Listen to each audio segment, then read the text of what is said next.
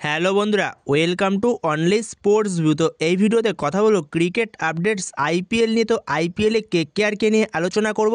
তো কলকাতা নাইট রাইডার্সের এই মরশুমে কীরকম পসিবল লাইন আপস হতে পারে আইপিএল 2026-এর জন্য, তো সেই ব্যাপারটা নিয়ে আমরা এই ভিডিওতে আলোচনা করব।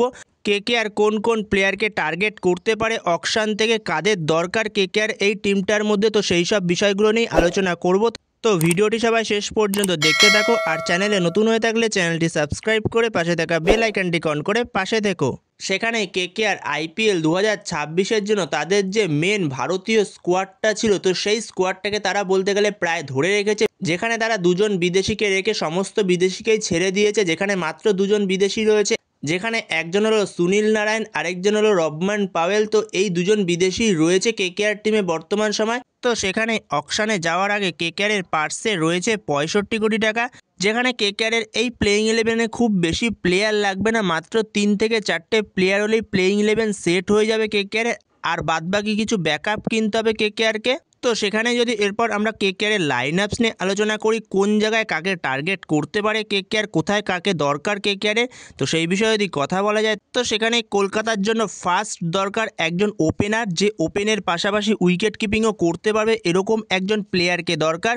তো সেখানে এখন বর্তমান সময় সবচেয়ে আলোচিত যে নামটা, তো সেটা হলো জনি ব্রেস্টো।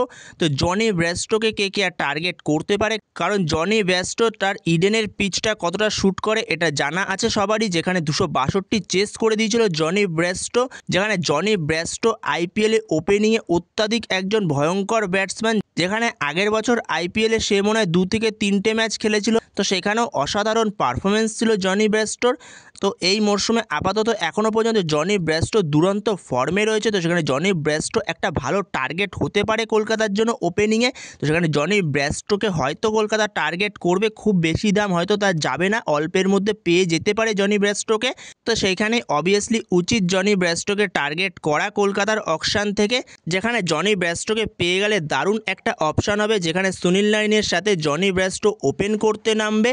তো জনি ব্রেস্টো যে উইকেট কিপিংটাও তোমাকে দিয়ে দেবে সাথে সাথে। এর পাশাপাশি জস ইংলিশকেও টার্গেট করা উচিত কলকাতার, কারণ জস ইংলিশ যেরকমটা শোনা যাচ্ছে, যেখানে পাঞ্জাবের হেড কোচ রিকি পন্টিং যেরকমটা জানিয়েছে এই মরশুমে নাকি পুরোটা অ্যাভেলেবেল থাকবে না জস ইংলিশ, তো সেই কারণেই তারা জস ইংলিশকে ছেড়ে দিয়েছে এরকমটাই জানিয়েছে। তো এটা কতটা সত্য সেটা জানা নেই। তো সেখানে জস ইংলিশকে অবশ্যই টার্গেট করা উচিত কলকাতার, কারণ যদি সে হাফের বেশিটাও খেলে তো সেটাও কলকাতার জন্য অনেক। তো সেখানে জস ইংলিশ একটা দারুণ অপশান হবে কলকাতার জন্য। যদি জনি ব্রেস্টোকে পেয়ে যায় তো সেটা খুবই ভালো, না হলে জস ইংলিশকে টার্গেট করা উচিত, কারণ জস ইংলিশ যে কিনা তোমার পাওয়ার প্লেতে এসেও ভালো খেলতে পারে এবং পাওয়ার প্লের পরে এসেও তোমাকে ভালো সঙ্গ দিতে পারবে, যেখানে জস ইংলিশকে পেলে তুমি জস ইংলিশকে ওপেনিংয়েও ইউজ করতে পারবে সুনীল নারায়ণের সঙ্গে। এছাড়া যদি কলকাতা একটু ডিফারেন্ট টাইপের কিছু ভাবে, তো সেক্ষেত্রে সুনীল নারায়ণের সঙ্গে আজিঙ্কে রাহানেকে ওপেন করতে পাঠিয়ে 3 নম্বরে জস ইংলিশকে আনতে পারে। তো এরকম একটা ভাবনা চিন্তা থাকতে পারে কলকাতা, তো এটাও একটা দারুণ অপশান হবে। তো জস ইংলিশ যে কিনা তোমাকে ব্যাটিংয়ের পাশাপাশি উইকেট কিপিংটাও দিয়ে দেবে, তো অবশ্যই কলকাতার টিমে উইকেট কিপার দরকার, কারণ দুটো উইকেট কিপার ছিল, দুজনকেই কলকাতা ছেড়ে দিয়েছে, যেখানে রহমানুল্লাহ গুরবাস এবং কুইন্টন ডিকক দুজনকেই কলকাতা ছেড়ে দিয়েছে। তো সেখানে কলকাতার ফার্স্টে একটা ওপেনার দরকার, যে কিনা উইকেট কিপিংয়ের পাশাপাশি ভালো রকম পাওয়ার প্লেটাকে ইউজ করতে পারে।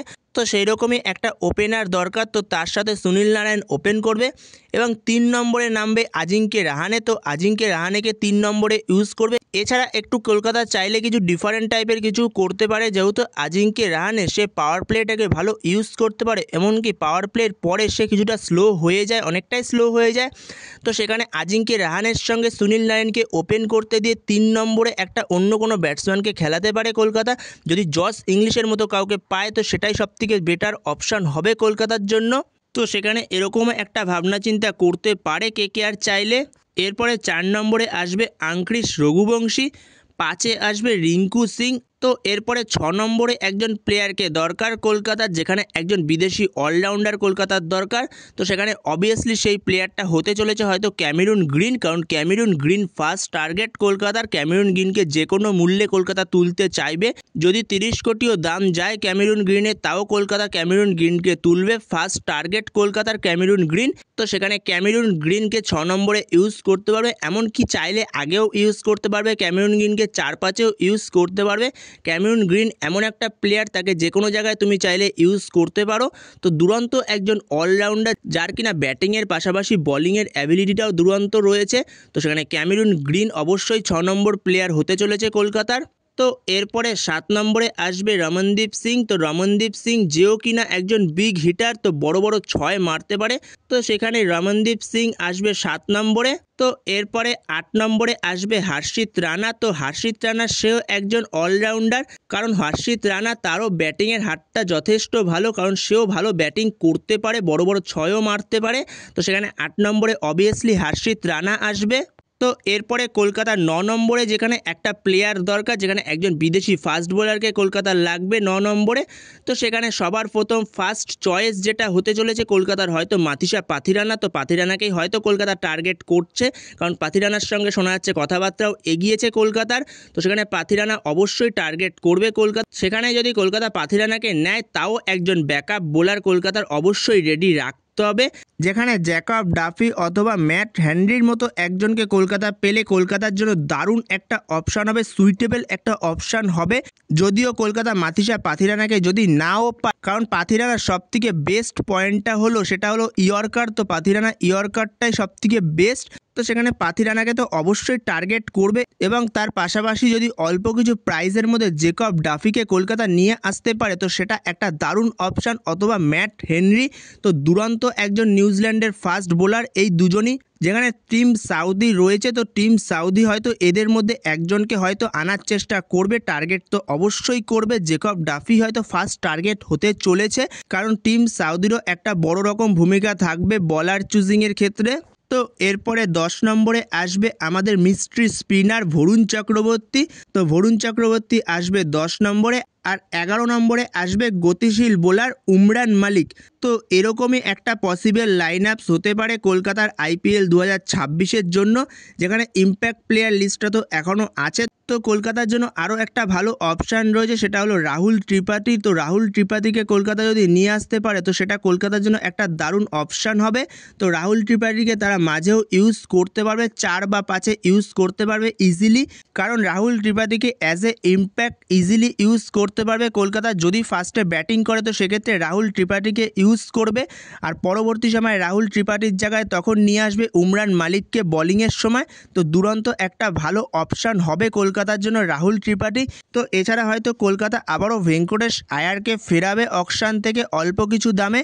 তো সেখানে ভেঙ্কটেশ আয়ারও একটা ভালো অপশান হবে। তো সেখানে দেখা যাক কলকাতা IPL অকশানে কি করে এই মরশুমে। এখানে অভিষেক নায়ার রয়েছে, সেন ওয়াটসন রয়েছে, ডিজে ব্রাভো রয়েছে, এছাড়া টিম সাউদি রয়েছে। তো এরা অবশ্যই ভালো রকম সিদ্ধান্তই নেবে। তো সেখানে দেখা যাক কলকাতা IPL 2026 অকশানে কীরকম প্লেয়ার নেয়। তো তারপরে আরও একটা IPL 2026 নিয়ে ডিটেলে প্লেইং 11 আসবে কলকাতার। তো তার জন্য অতি অবশ্যই চ্যানেলটিকে সবাই সাবস্ক্রাইব করে রেখো।